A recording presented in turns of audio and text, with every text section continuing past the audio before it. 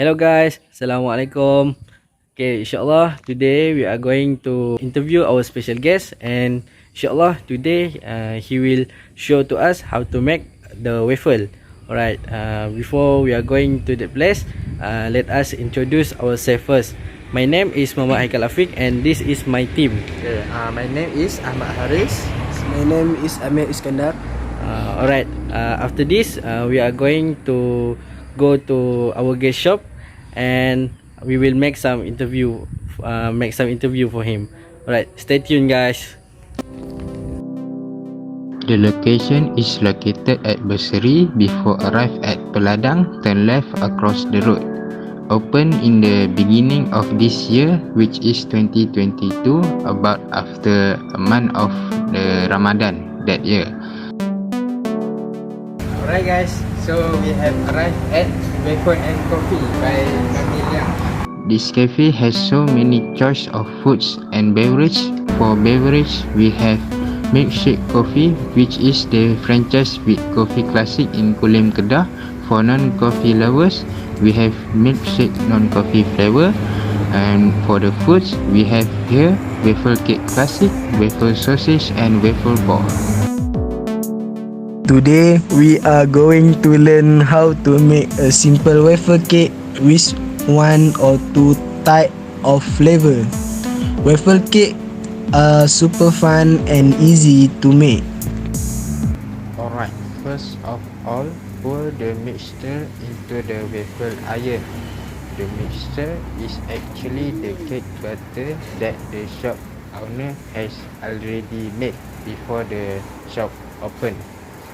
And later we will see how the cake batter is being made. At this moment, make sure the mixture got covered all into the waffle iron. If you don't want your waffle cake to be too thick, then you can reduce the amount of it, but make sure as it is not too low in amount, as it can make the waffle cake too thin and hard to be cut perfectly. Let it cook for about 3 to 4 minutes. Once it's done, you can go ahead and gently remove it from the waffle iron and transfer it to a dry place. Then you can apply whatever flavor you want to add on it. For us, we choose strawberry, peanut butter and chocolates.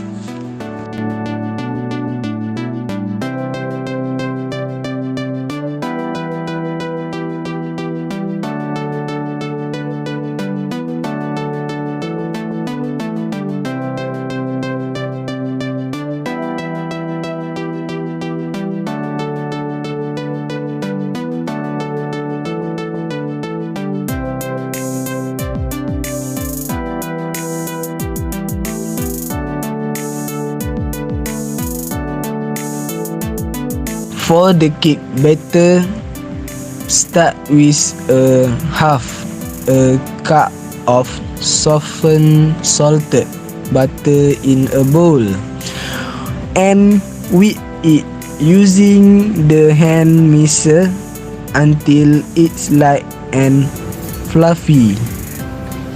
After about a minute, on that you can add in 3/4 of cup of granulated sugar and whip this in until it's nice and creamy.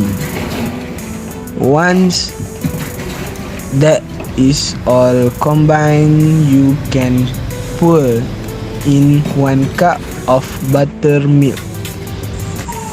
Add on 1 large egg and 1 teaspoon of vanilla extract. Mix it all in. Add on 1/3 of a cup of flavor, 2 teaspoon of baking powder and a 1/4 teaspoon of salt. Mix it in until it's all combined Once combined, we are ready to waffle.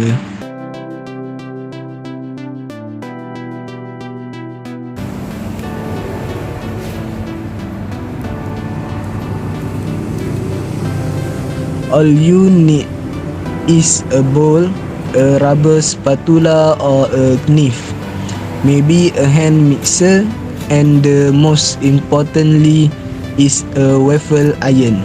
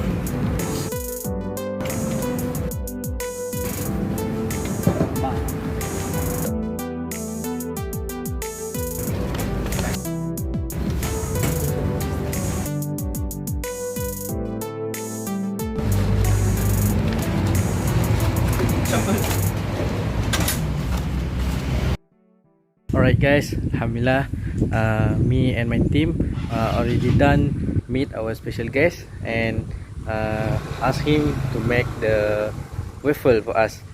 And then